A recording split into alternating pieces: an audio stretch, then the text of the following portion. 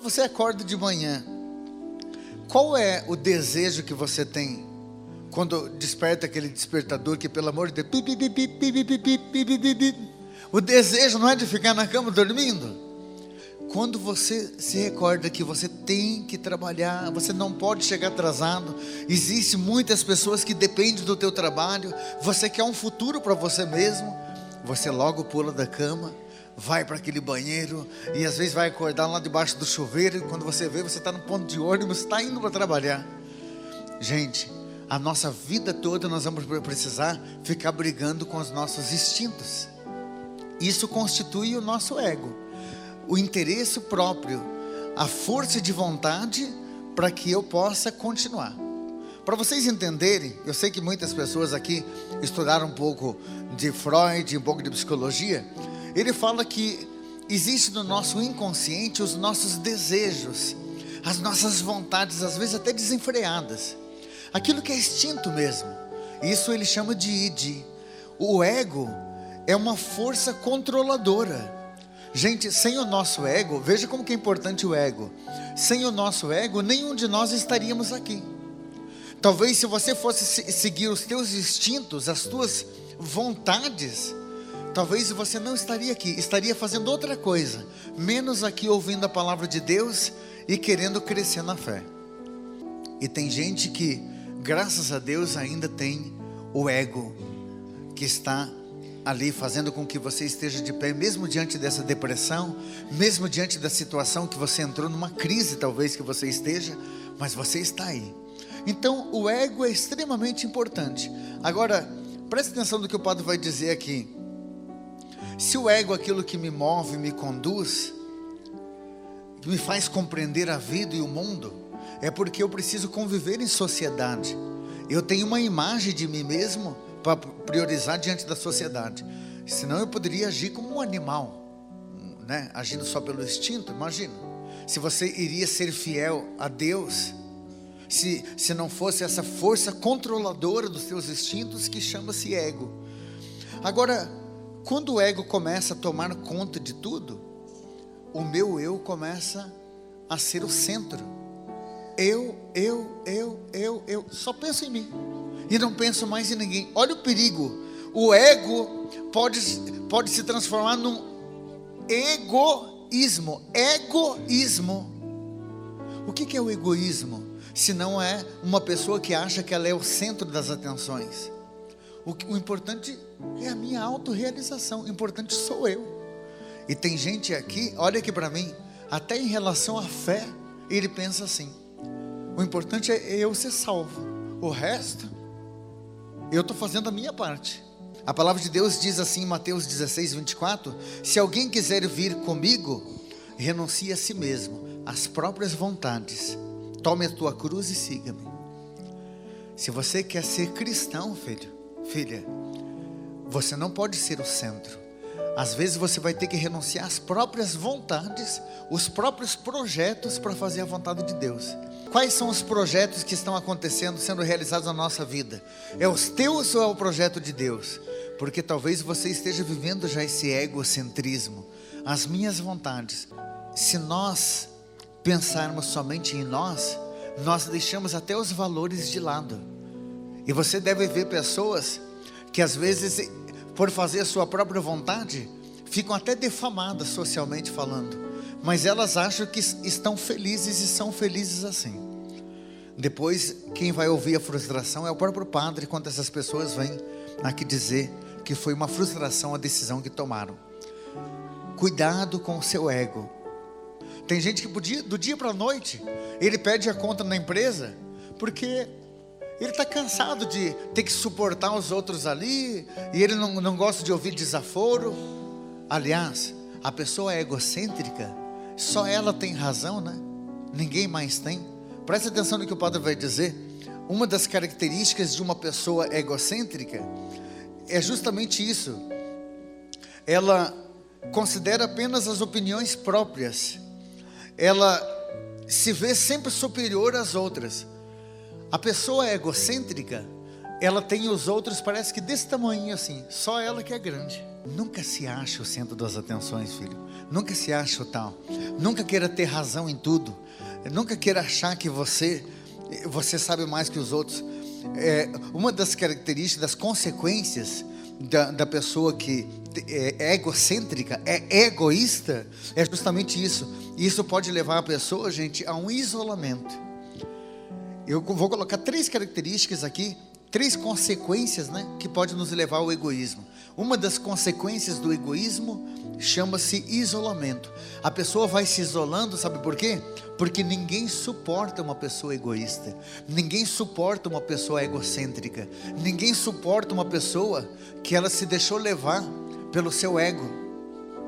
A pessoa começa a afetar aqueles que estão à sua volta. Talvez você trabalhe com pessoas assim. Lá no teu trabalho você convive com pessoas que só elas sabem tudo e os outros parecem que não sabem nada.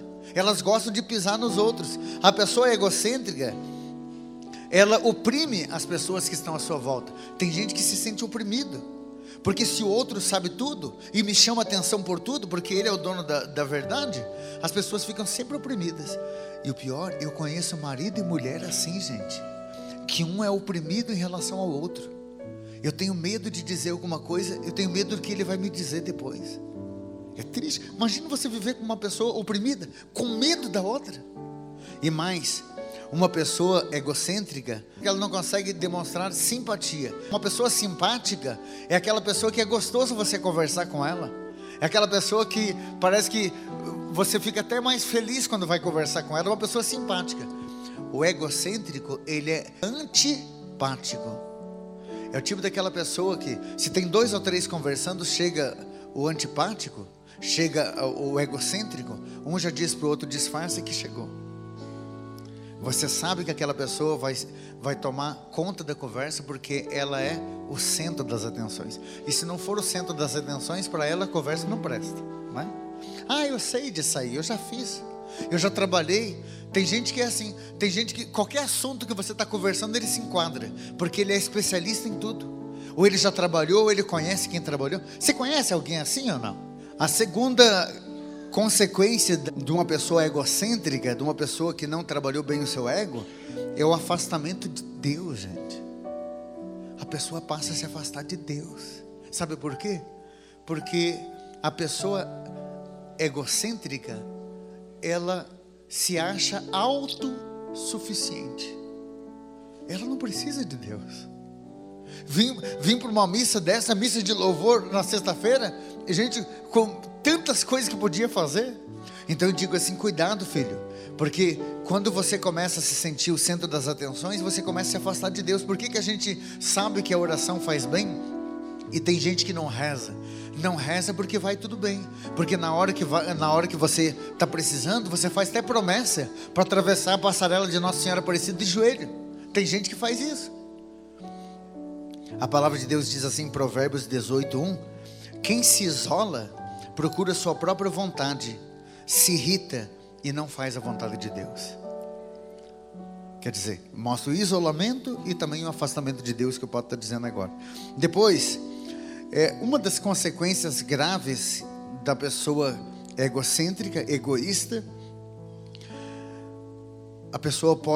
isso pode levar a pessoa a uma crise vocacional e uma crise profissional. Veja que a pessoa que foge do centro, ela começa a se preocupar mais com o outro em primeiro lugar. Olha aqui para mim. Olha o que diz a palavra de Deus sobre a vontade de Deus na nossa vida. A palavra de Deus diz assim em Filipenses 2:4: cada qual tenha em vista não os teus próprios interesses, mas em primeiro lugar os interesses dos outros. Olha a diferença, gente, de uma pessoa amável aos olhos de Deus, uma pessoa que Deus olha com prazer. É quando os interesses não são delas em primeiro lugar, mas primeiro ela pensa nos interesses dos outros. Tem mãe e pai aqui que eu sei que faz tempo que você não pensa em você mesmo, né, mãe? Hein, pai? É só nos filhos. Sabe por que você pensa nos filhos em primeiro lugar? Porque você não é uma pessoa egocêntrica. Você pensa no outro. Quando o casal vai casar na igreja, que eles vêm fazer aquele juramento, vocês sabem que tem que fazer o juramento com o padre antes, porque o padre precisa saber se a pessoa tem noção do que é um casamento. Mas eu pergunto assim às vezes para os casais: por que é que vocês vão casar na igreja? E às vezes eu ouço as respostas que eu não gosto, porque eu quero ser feliz. Quem casa para ser feliz, gente, pode até ser feliz, mas não por muito tempo. Então, filho, quer casar bem? Pense primeiro na felicidade do outro. Eu tenho assim um orgasmo espiritual quando eu ouço: padre, eu quero me casar porque eu quero fazer ela feliz. E ela diz: porque eu quero fazer esse homem feliz. Esse casamento é para sempre, pode ter certeza. Agora, quando a gente pensa só na nossa felicidade, gente, qualquer briguinha já vem aquela palavrinha que eu acho que o casal não poderia dizer nunca, deveria lavar a boca com que boa. Qualquer briguinha, vamos separar. Não dá mais certo, qualquer coisa, vamos separar. É ou não é? Por quê? Porque eu não estou sendo feliz com você. E aí, tem casais que vêm dizer para o padre que estão se separando, nem comentam no nome dos filhos. Não estão nem aí para os filhos. Tá, vocês querem separar, mas e os filhos? Ah, padre, o importante é a minha felicidade, né? Eu quero colocar uma citação bíblica aqui, que eu tenho certeza que vai te ajudar. São Paulo dando um exemplo do que significa de fato uma pessoa que vive não para fazer as vontades dele mesmo, mas as vontades de Deus. Ele diz assim: eu fui crucificado com Cristo. Agora não sou eu mais que vive, é Cristo que vive em mim. Diga comigo: meu Senhor e meu Deus. Meu Senhor e meu Deus. Que eu também possa viver nesse mundo. Que eu também possa viver neste mundo. Não só pelo meu prazer. Não só para o meu prazer. Mas para fazer a vontade dos outros. Mas para fazer a vontade dos outros. E sobretudo a tua vontade. E sobretudo a tua vontade. Porque eu nem quero viver, Senhor. Porque eu nem quero viver eu assim. quero que Cristo viva em mim. Porque eu quero Cristo vive em mim. Eu quero, Senhor, abençoar todos esses teus filhos que estão ouvindo essa mensagem. Tantos que nos acompanham pelas redes sociais. Eu tenho a certeza, Senhor, tem tantos interesses pessoais. São pessoas tão boas, pessoas batalhadoras, porque tem um ego que Deus deu para controlar os instintos. Mas quando esse ego vai sendo o centro e nós vamos nos esquecendo dos outros, Senhor, nós vamos nos aproximando mais de Satanás. Eu inibo essa ação de Satanás para que o demônio não tenha vez e que Cristo possa reinar em nós. Eu peço por Cristo nosso Senhor. Amém. Amém.